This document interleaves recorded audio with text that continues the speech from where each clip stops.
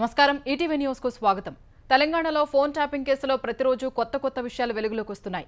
గత భారాస ప్రభుత్వానికి వ్యతిరేకంగా పనిచేసే వారితో పాటు ఆ పార్టీలోనే ఉంటూ వ్యతిరేక స్వరం వినిపించే నేతల ఫోన్లను ట్యాపింగ్ చేశామని అదనపు ఎస్పీ భుజంగరావు కస్టడీ విచారణలో దర్యాప్తు బృందానికి వెల్లడించారు. భాజపా కాంగ్రెస్ పార్టీలకు ఆర్థిక సాయం అందించే వారి ఫోన్లను సైతం రహస్యంగా రికార్డు చేశామని పోలీసులకు తెలిపారు. ప్రతిపక్ష నేతలతో పాటు కుటుంబ సభ్యులు, విద్యార్థి నాయకులు, జర్నలిస్టుల ఫోన్లు ట్యాపింగ్ చేశామని అధికారులకు భుజంగరావు వెల్లడించారు. వారి వాహనాలను సైతం ట్రాక్ చేశామని వివరించారు. జేహెచ్ఎంసీ ఎన్నికలతో పాటు దుబ్బాక, హుజూరాబాద్, మునుగోడు ఉప ఎన్నికల సమయంలో విపక్షాల మద్దతుదారుల ఫోన్లను ట్యాపింగ్ చేశామని వెల్లడించారు. రాజకీయ సమాచారాన్ని ప్రభాకర్ రావు, శ్రవణ్ కుమార్ సహా మరో ప్రైవేటు వ్యక్తి ద్వారా తెలుసుకున్నామని తెలిపారు. మూడోసారి భారాసను అధికారంలోకి తెచ్చేందుకు ప్రణాళిక సిద్ధం చేశామన్నారు. 2 ప్రైవేటు ఆసుపత్రుల నుంచి భారీగా డబ్బుల్ని తరలించామని తెలిపారు. వివిధ కంపెనీలు, ప్రముఖులు, వ్యాపారవేత్తల వివాదాల్ని భారాస నేతల సూచనలతో పరిష్కరించామని, రియల్టర్ సంధ్యా శ్రీధర్ రావును 13 కోట్ల ఎలక్టోరల్ బాండ్స్ కొనేలా చేశామని చెప్పారు. మాట వినకపోతే కేసులతో ఇబ్బందికి గురి చేశామన్నారు. కామారెడ్డి ఎమ్మెల్యే వెంకటరమణారెడ్డి, రేవంత్ రెడ్డి సోదరుడు కొండల్ రెడ్డిపై ప్రత్యేక నిఘా పెట్టామన్నారు. టీఎస్పీఎస్సీ పేపర్ లీకేజ్ విషయంలో కేటీఆర్పై విమర్శలు చేసిన ప్రతి ఒక్కరి ఫోన్ రికార్డ్ చేశామన్నారు. ఇంటెలిజెన్స్ మాజీ డీఎస్పీ ప్రణీత్ రావు సహకారంతో ట్యాపింగ్ చేశామని తెలిపారు. ఫోన్ ట్యాపింగ్ వ్యవహారంపై పోలీసులకు స్వేచ్ఛ ఇచ్చామని సీఎం రేవంత్ రెడ్డి స్పష్టం చేశారు. ఢిల్లీ పర్యటనలో ఉన్న ఆయన తుగ్లక్ రోడ్లోని సీఎం అధికారిక నివాసంలో నిర్మాణ పనులు పరిశీలించారు. ఏఐసీసీ ప్రధాన కార్యదర్శి కేసీ వేణుగోపాల్ను కలిశారు. అనంతరం మీడియాతో చిట్చాట్ నిర్వహించిన ఆయన అన్నింటికీ సీబీఐ విచారణ కోరే కేటీఆర్, హరీష్ రావు ట్యాపింగ్ కేసుపై మాత్రం అడగరా అని ప్రశ్నించారు. అధికారం మారాక జరిగిన బదిలీలో కొన్ని వస్తువులు మాయమయ్యాయని, హార్డ్ డిస్క్లు, డేటా బ్యాకప్ ఎక్కడుందో అధికారులు తేల్చాలన్నారు. తమ ప్రభుత్వం ఫోన్ ట్యాపింగ్ జరపదని స్పష్టం చేశారు. కాళేశ్వరం సమస్యపై నిపుణుల సూచనలతో ముందుకెళ్తామని, ఆ ప్రాజెక్టులో విరిగింది దంతాలు కాదని వెన్నెముక విరిగిందన్నారు. నీటిని నిల్వ చేసి విడుదల చేసే పరిస్థితి లేదన్నారు. 52 టీఎంసీల నీళ్లు సముద్రం పాలయ్యాయని, సముద్రంలోకి వెళ్లిన నీటికి కరెంటు బిల్లులు కట్టామన్నారు. తెలంగాణలో రాచరిక వ్యవస్థకు తావులేదని, పోరాటాలు గుర్తుకు వచ్చేలా రాష్ట్ర చిహ్నం ఉంటుందన్నారు. రాష్ట్ర గీతం రూపకల్పన బాధ్యతలు అందశ్రీకి, రాష్ట్ర చిహ్నం రూపకల్పన బాధ్యతలు నిజామాబాద్ వ్యక్తికి ఇచ్చామన్నారు. ఎన్నికల కోడ్ ముగిశాక విద్యుత్ విషయాలన్నీ వెల్లడిస్తానని రేవంత్ రెడ్డి పేర్కొన్నారు. తెలంగాణలోని పలు జిల్లాల్లో విత్తనాల కోసం రైతులకు ఇబ్బంది తప్పడం లేదు. ఆదిలాబాద్లో పత్తి విత్తనాల కోసం ఉదయం నుంచే దుకాణాల ముందు బారులు తీరారు. దుకాణ యజమానులు ఉదయం 10 గంటల వరకు తెరవకపోవడంతో రైతులు ఆందోళనకు దిగారు. పోలీసులు వారిని నియంత్రించే క్రమంలో తోపులాట జరిగింది. మహిళలు, వృద్ధులు ఎండలో పత్తి విత్తనాల కోసం క్యూలో నిలబడ్డారు. ఉదయం నుంచి క్యూలో ఉన్న ఒక్కో రైతుకు 2 ప్యాకెట్లు మాత్రమే ఇస్తున్నారని రైతులు ఆవేదన వ్యక్తం చేశారు. వ్యవసాయ శాఖ అధికారులు పట్టించుకోవటం లేదని ఆగ్రహం వ్యక్తం చేస్తున్నారు. జీలుగు విత్తనాల కోసం మెదక్ జిల్లా మిరుదొడ్డి వ్యవసాయ కేంద్రం ఎదుట రైతులు బారులు తీరారు.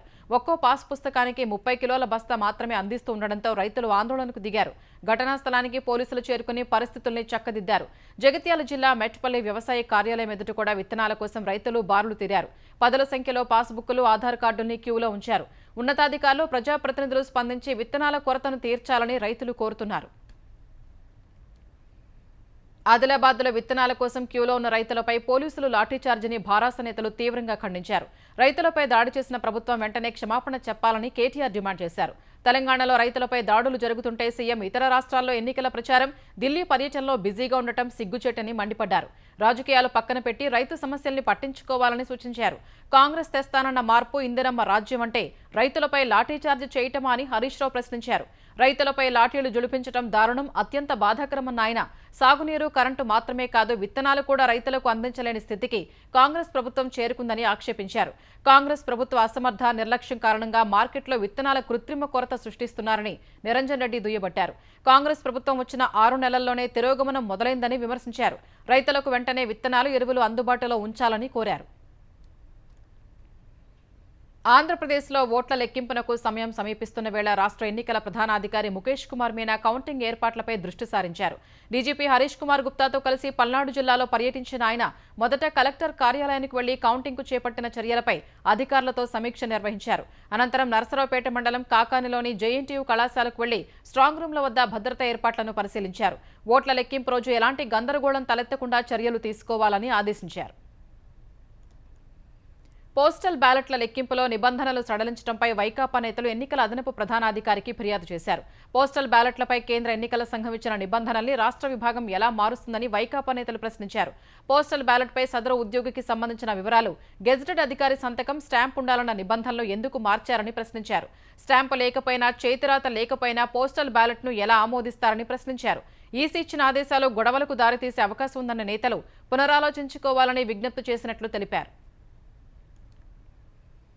ఎన్నికల సందర్భంగా దాఖలైన కేసుల్లో ముందస్తు బెయిల్ ఇవ్వాలంటూ మాచర్ల ఎమ్మెల్యే పిన్నెల్లి రామకృష్ణారెడ్డి దాఖలు చేసిన పిటిషన్లపై హైకోర్టు మధ్యంతర ఉత్తర్వులు జారీ చేసింది.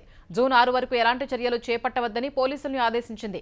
ఈవీఎం ధ్వంసం కేసులో జూన్ 6 వరకు పిన్నెల్లిని అరెస్టు చేయొద్దంటూ ఇప్పటికే ఆదేశించిన ధర్మాసనం మాచర్లలో జరిగిన హింసపై పోలీసులు నమోదు చేసిన హత్యాయత్నం కేసుల్లోనూ 6వ తేదీ వరకు ఎలాంటి చర్యలు తీసుకోవద్దంటూ తదుపరి విచారణను వాయిదా వేసింది. తెలుగుదేశం వ్యవస్థాపకుడు నందమూరి తారక రామారావు 101వ జయంతి వేడుకల్ని ఆంధ్రప్రదేశ్ వ్యాప్తంగా ఘనంగా నిర్వహిస్తున్నారు. ఎన్టీఆర్ అభిమానులు, తెలుగుదేశం కార్యకర్తలు ఎన్టీఆర్ విగ్రహానికి పూలమాలలు వేసి నివాళులర్పించారు. నరసరావుపేట పార్టీ కార్యాలయంలో చదలవాడ అరవింద్ బాబు ఎన్టీఆర్ విగ్రహానికి పూలమాలలు వేసి నివాళులర్పించారు. శ్రీకాకుళం జిల్లా నరసన్నపేటలో బగ్గు రమణమూర్తి తెలుగుదేశం కార్యాలయంలో పతాకావిష్కరణ చేసి కేక్ కట్ చేశారు. టెక్కలిలోనూ పార్టీ నాయకులు ఎన్టీఆర్ చిత్రపటానికి పూలమాల వేసి కార్యకర్తలతో కలిసి కేక్ కట్ చేశారు. శ్రీ సత్యసాయి జిల్లా హిందూపురం ప్రభుత్వ ఆసుపత్రిలో రోగులకు పండ్లు పంపిణీ చేశారు. తెలుగుదేశం ఏపీ అధ్యక్షుడు అచ్చెన్నాయుడు, శ్రీకాకుళం ఎంపీ రామ్మోహన్ నాయుడు వారణాసిలో ఎన్టీఆర్ చిత్రపటానికి నివాళులర్పించారు.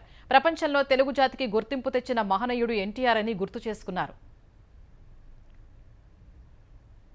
తెలుగు సినిమాకు ఎన్టీఆర్ గొప్ప స్ఫూర్తి నింపారని ప్రధాని నరేంద్ర మోదీ కొనియాడారు. ఎన్టీఆర్ జయంతి సందర్భంగా ఈ మేరకు ఎక్స్లో పోస్ట్ చేసిన మోదీ దూరదృష్టి కలిగిన రాజకీయ నాయకుడు ఎన్టీఆర్ అని కొనియాడారు.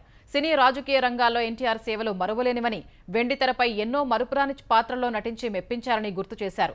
ఎన్టీఆర్ ఆశయాల సాధనకు కృషి చేస్తామన్నారు. ప్రధాని మోదీ పోస్టుకు ధన్యవాదాలు తెలిపిన తెలుగుదేశం అధినేత చంద్రబాబు తెలుగు ప్రజల ఆత్మ బంధువు ఎన్టీఆర్ అని పేర్కొన్నారు. అన్నగారి సేవల్ని స్మరించుకుందామని ప్రజలు తెలుగుదేశం శ్రేణులకు పిలుపునిచ్చారు. క్రమశిక్షణ, పట్టుదల, చిత్తశుద్ధి, ప్రజలకు మంచి చేయాలనే తపనే ఒక సామాన్య రైతు బిడ్డ అయిన ఎన్టీఆర్ని మహానాయకుడిగా తీర్చిదిద్దాయని పేర్కొన్నారు. తాతయ్య ఎన్టీఆర్ తనకు నిత్య స్ఫూర్తి అని తెలుగుదేశం జాతీయ ప్రధాన కార్యదర్శి నారా లోకేష్ పేర్కొన్నారు. సినీ రాజకీయ రంగాల్లో ఎన్టీఆర్ శైలి అజరామరమని జనసేన అధినేత పవన్ కళ్యాణ్ కొనియాడారు. ఎన్టీఆర్ తెచ్చిన సంస్కరణలు ₹2కే కిలో బియ్యం చిరస్థాయిగా నిలిచిపోయాయని పేర్కొన్నారు. ఎన్టీఆర్ 101వ జయంతిని పురస్కరించుకుని హైదరాబాద్లోని ఆయన ఘాట్ వద్ద కుటుంబ సభ్యులు, అభిమానులు, తెలుగుదేశం శ్రేణులు నివాళులర్పించారు. ఎన్టీఆర్ కుమారులు నందమూరి బాలకృష్ణ, రామకృష్ణ కలిసి ఎన్టీఆర్ ఘాట్ వద్ద నివాళులర్పించారు. ఎన్టీఆర్ కుమార్తె భాజపా ఏపీ అధ్యక్షురాలు పురంధేశ్వరి, ఆమె భర్త దగ్గుబాటి వెంకటేశ్వరరావుతో కలిసి ఎన్టీఆర్ ఘాట్ వద్ద నివాళులర్పించారు. ఎన్టీఆర్ మనవళ్లు జూనియర్ ఎన్టీఆర్, కళ్యాణ్ రామ్ ఉదయమే ఎన్టీఆర్ ఘాట్ వద్దకు వచ్చి నివాళులర్పించి ప్రార్థనలు చేశారు. తెలుగుదేశం ఉండి అభ్యర్థి రఘురామకృష్ణరాజు కూడా నివాళులర్పించారు. ఈసారి ఖచ్చితంగా ఎన్టీఆర్కు కేంద్ర ప్రభుత్వం భారతరత్న ఇచ్చి గౌరవిస్తుందన్న నమ్మకం ఉందన్నారు. గుడివాడ తెలుగుదేశం అభ్యర్థి వెనిగండ్ల రాము కూడా అంజలి ఘటించారు. ఎన్టీఆర్ స్ఫూర్తిని ఎంతో మంది అందిపుచ్చుకుని అంచెలంచెలుగా ఎదిగారని బాలకృష్ణ గుర్తు చేసుకున్నారు.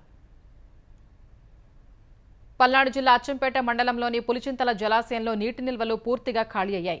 గతేడాది ఆశించిన స్థాయిలో వర్షాలు పడక నీటి కొరత ఏర్పడింది. కృష్ణానదికి వరద తక్కువగా రావటం వల్ల జలాశయంలోకి పూర్తి స్థాయిలో నీరు చేరలేదు. ప్రాజెక్టు రేడియల్ గేట్లు, రివర్స్ లూయిజ్ మరమ్మతులు, తాగునీటి అవసరాల కోసం జలాశయంలో ఉన్న కొద్దిపాటి నీటిని అధికారులు దిగువకు వదిలేశారు. తెలుగుదేశం హయాంలో పట్టిసీమ ద్వారా ఏడాదికి 80 టీఎంసీల చొప్పున 3 ఏళ్లు నీటిని అందించారు.